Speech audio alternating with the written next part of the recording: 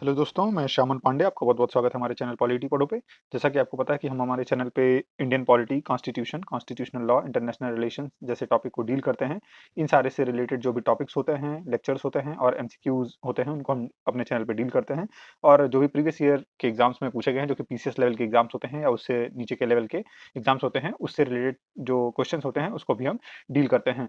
तो चूँकि पीसीएस के एग्ज़ाम्स जो हैं लाइन में हैं डिफरेंट, चाहे वो बिहार पीसीएस हो, उत्तर प्रदेश पीसीएस हो या फिर इनके पीसीएस जे के एग्जाम्स होते हैं, उसमें पॉलिटी का सेक्शन आता है जीएस वाले पेपर में। तो जो भी पॉलिटी पूछी जाती है वो कहीं न कहीं लूसेंट के लेवल की होती है। इसी वजह से मैंने सोचा कि आपको लूसेंट का जो सीरीज़ है वो कंप्लीट करा दिया जाए। चूँकि जो प्रीवियस ईयर क्वेश्चन है और जो एमसीक्यूज़ हैं पॉलिटी पे काफ़ी हद तक हमने कंप्लीट कर लिए हैं हिंदी और इंग्लिश मीडियम दोनों में। उसको आप लोग जा कर के प्लेलिस्ट से देख सकते हैं और इसलिए हमने सोचा कि अभी लूसेंट का जो है सिस्टम कंप्लीट कर दिया जाए सारे टॉपिक्स को, जिससे कि आपको ज़्यादा से ज़्यादा बेनिफिट मिल सके। तो इस कड़ी में हमने जो है काफ़ी लेक्चर्स देख लिए हैं इसके। आज का जो लेक्चर है वो राज्यों का जो पुनर्गठन टॉपिक है, स्टेट का रीऑर्गनाइजेशन उस पे रहेगा। इसके पहले के जो हम लोगों ने लेक्चर देखे हैं, वो लेक्चर्स हम लोगों ने देख लिया है भारतीय संविधान के विकास का इतिहास, जिसको चूँकि वो बड़ा पोर्शन था, उसके लिए हमने 2 लेक्चर देखे हैं, भाग 1 और भाग 2। उसके बाद हमने जो है भारतीय संविधान सभा के बारे में डिटेल देख लिया है।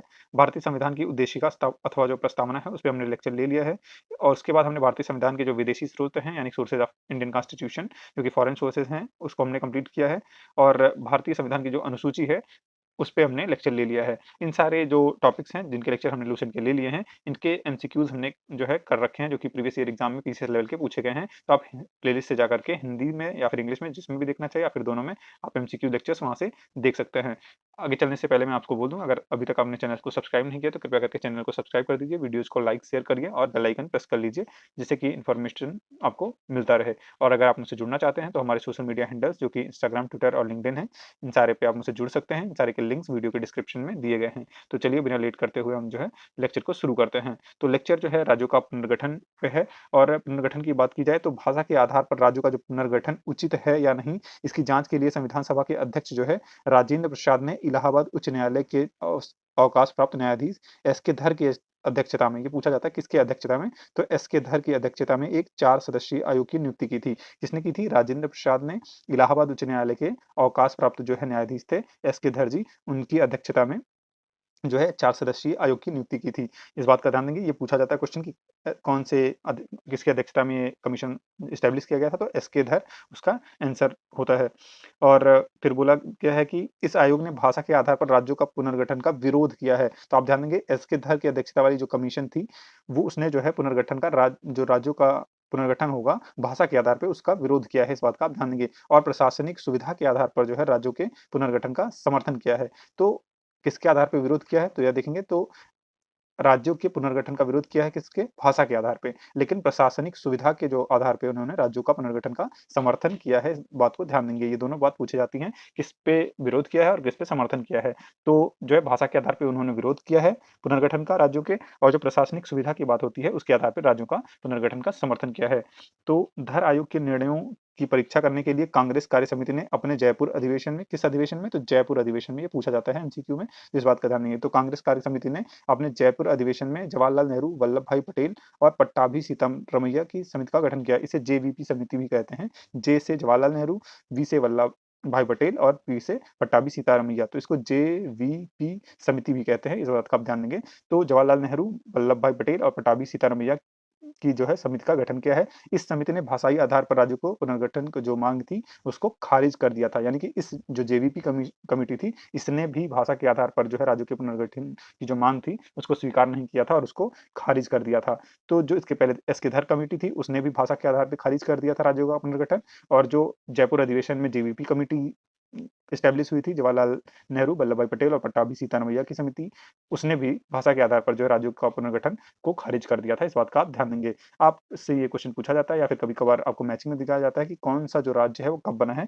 तो उसको किस तरीके से याद करें। तो आपको ये फैक्चुअल डेटा है, तो आपको इसको याद ही करना है। इसका कोई जो है तरीका नहीं है। बस ये है कि कुछ-कुछ जो हैं काफ़ी सेम डेट पे हैं, तो उनको आप थोड़ा-सा इस किसी तरीके से आप बना कर के याद कर सकते हैं ट्रिक को।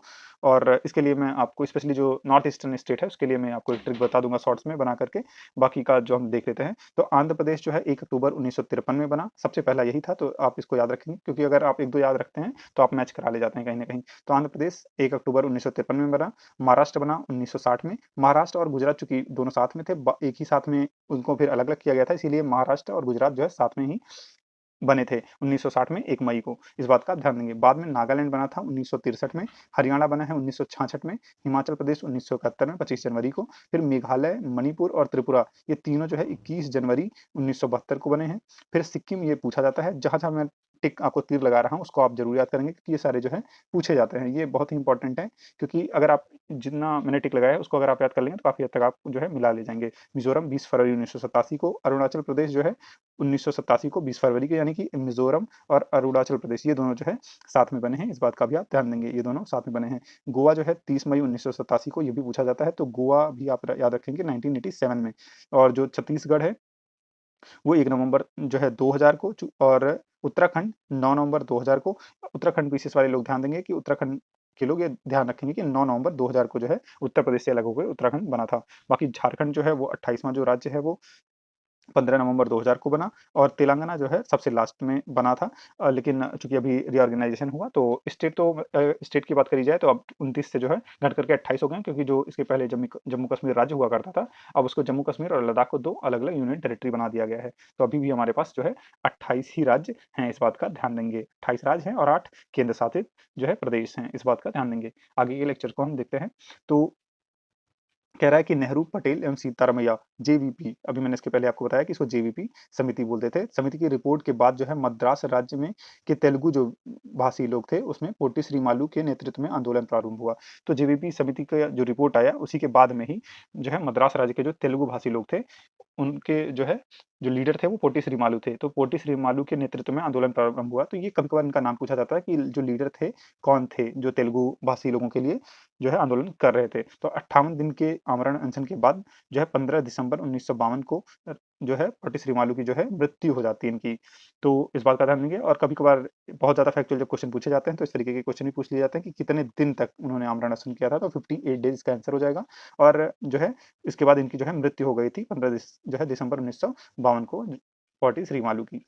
तो रामुलु की मृत्यु के बाद जो है प्रधानमंत्री नेहरू ने तेलुगु भाषियों के लिए पृथक आंध्र प्रदेश बनाया था। इसके पहले अभी हमने देखा है कि कब बना है, तो 1953 में बना है। तो 1 अक्टूबर जो है 1953 को आंध्र प्रदेश राज्य का गठन हुआ। चूँकि ये सारा जो है बैकग्राउंड में ये कहानी रही है, इसी वजह से जो है इनको बनाना पड़ा क्योंकि बहुत ज़्यादा प्रेशर हो गया था। यह राज्य स्वतंत्र भारत में भारत भाषा के आधार पर गठित होने वाला पहला राज्य था। आप ध्यान देंगे कि यह जो राज्य है यानी कि जो आंध्र प्रदेश है, वह स्वतंत्र भारत में भाषा के आधार पर गठित होने वाला पहला राज्य था। ये पूछा जाता है कि इस भाषा के आधार पर जो है पहला राज्य कौन-सा बना? तो आंध्र प्रदेश। उस समय आंध्र प्रदेश की राजधानी करनूल थी। राज्य जो है पुनर्गठन आयोग के अध्यक्ष फजल अली थे। फिर जब राज्य पुनर्गठन आयोग बना, यहाँ से आप ध्यान देंगे क्योंकि यहाँ से ज़्यादा पूछा जाता है। जो राज्य पुनर्गठन आयोग बाद में बना, उसके जो अध्यक्ष थे फजल अली थे, इसीलिए इसके जो है और इनके जो अन्य सदस्य थे, वो पंडित हृदयनाथ कुंजरू और सरदार के.एम. पाणिकर थे। ये क्वेश्चन पूछा जाता है कि जो फजल अली आयोग था, उसके 2 अन्य सदस्य कौन थे? तो जो 2 अन्य सदस्य थे, पंडित हृदयनाथ कुंजरू और सरदार के.एम. पाणिकर थे, इस बात का आप ध्यान देंगे। राज्य पुनर्गठन अधिनियम जुलाई 1956 ईस्वी में जो है पास किया गया था। इसके अनुसार जो है भारत 14 राज्य एवं 6 केंद्र शासित प्रदेश स्थापित किए गए। जो सॉरी जो राज्य पुनर्गठन अधिनियम जुलाई 1956 में पास किया गया, तो उसके अनुसार जो है भारत में जो राज्य थे, कितने थे उस टाइम पे? 14 राज्य और 6 केंद्र शासित प्रदेश स्थापित किए गए। राज्य पुनर्गठन आयोग जो है 1953 में गठित हुआ था। आप इस बात का ध्यान देंगे, जब आपको पूछे कि गठित कब हुआ, तो वो उसका आंसर 1953 में हो जाएगा, लेकिन जो पास हुआ, तो वो 1956 में पास हुआ। इस छोटी बात को आप ध्यान में रखेंगे। अगर आपसे पास हुआ पूछा जा रहा है, तो 1956 आंसर हो जाएगा, लेकिन गठित हुआ पूछा जा रहा है, तो 1953 आंसर हो जाएगा। और जो राज्य पुनर्गठन आयोग है, इससे काफ़ी क्वेश्चन पूछे जाते हैं, तो आप ध्यान देंगे कि इसके अध्यक्ष फजल अली थे।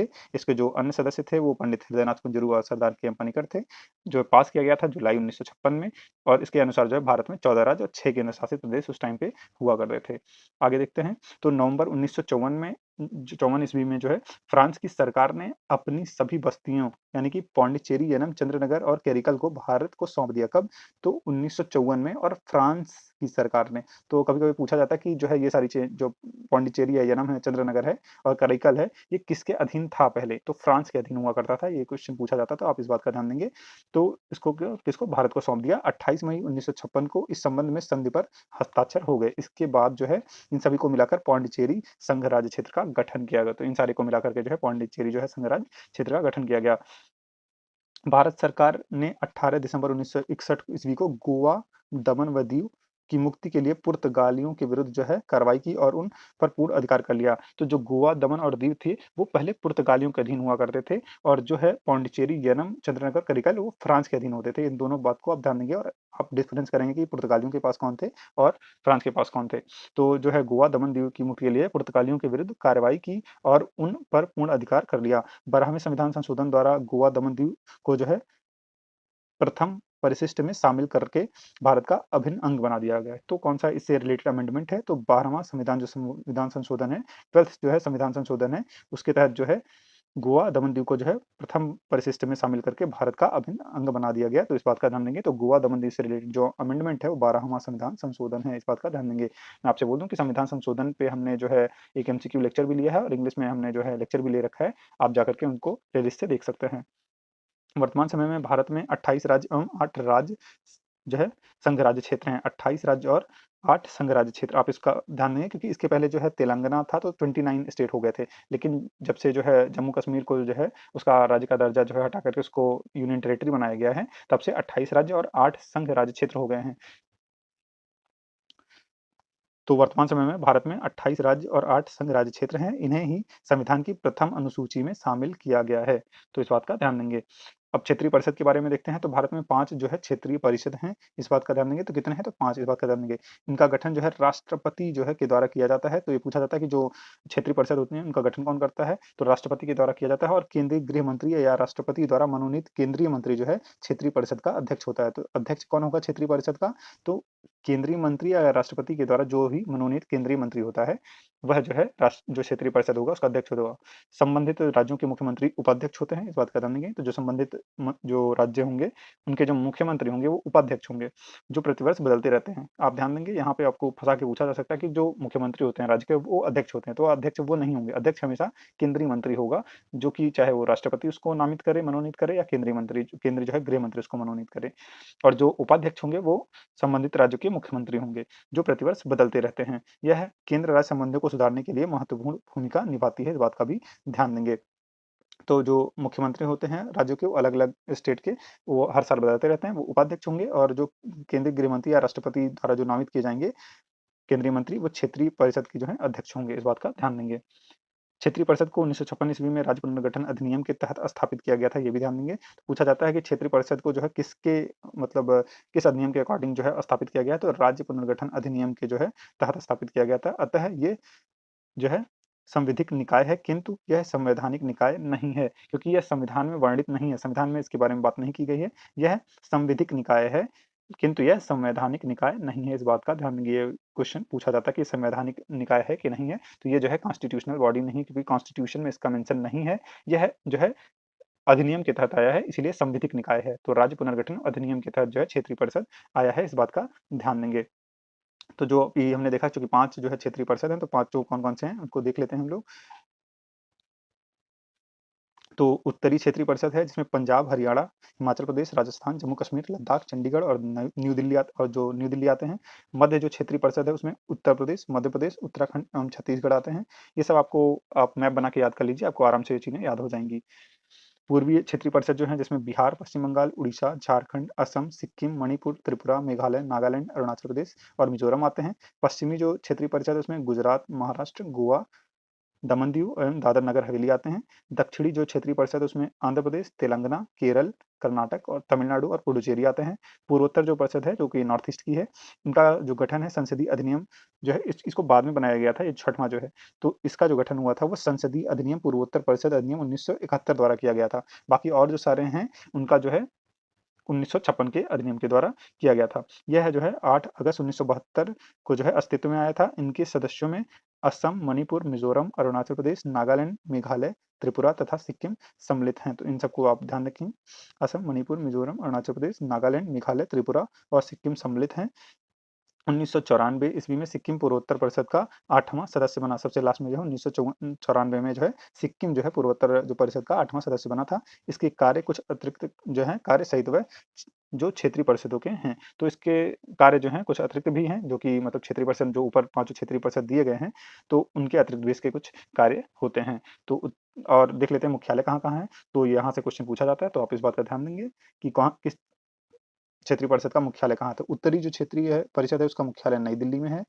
मध्यवर्ती जो है उसका इलाहाबाद में है उत्तर प्रदेश के। पूर्वी क्षेत्रीय परिषद जो है कोलकाता में है और पश्चिमी क्षेत्रीय परिषद मुंबई में है। दक्षिणी जो क्षेत्रीय परिषद है वो चेन्नई में है। तो इसको आप जो है याद रखेंगे। क्षेत्रीय परिषद को याद करने का सबसे अच्छा तरीका है कि आप इसका एक मैप बना लीजिए और जो-जो स्टेट आ रहे हैं उसको उस क्षेत्रीय परिषद में आप दिखा देंगे, तो आप आराम से इसको याद कर पाएँगे। और जो पूर्वोत्तर राज्यों का गठन है उसको भी आप मैप से याद कर लेंगे, तो बहुत आसानी से आपको याद हो जाएगा कि कौन-सा राज्य जो है पूर्वोत्तर का कब बना। और बाकी जो इसके पहले हमने देखा है वो आप ज़रूर याद रखेंगे, क्योंकि उससे आपको एकदम चीज़ें याद रहेंगी, क्योंकि ये चीज़ें बहुत फ्रीक्वेंटली पूछी जाती हैं। तो आप ये ज़रूर याद रखेंगे कि राज्यों का गठन कब हुआ। आंध्र प्रदेश का 1 अक्टूबर 1953 में, महाराष्ट्र का 1 मई 1960 में, गुजरात का 1 मई 1960 में, ये दोनों साथ में बने, ये भी ध्यान दीजिएगा।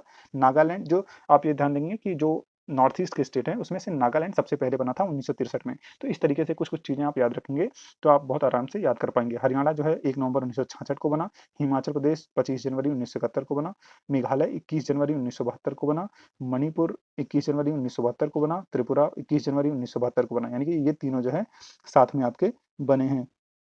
बाद में सिक्किम 26 अप्रैल 1975 को बना और ये जो है 35वें और 36वें संविधान संशोधन से रिलेट करता है, इसको भी ध्यान देंगे।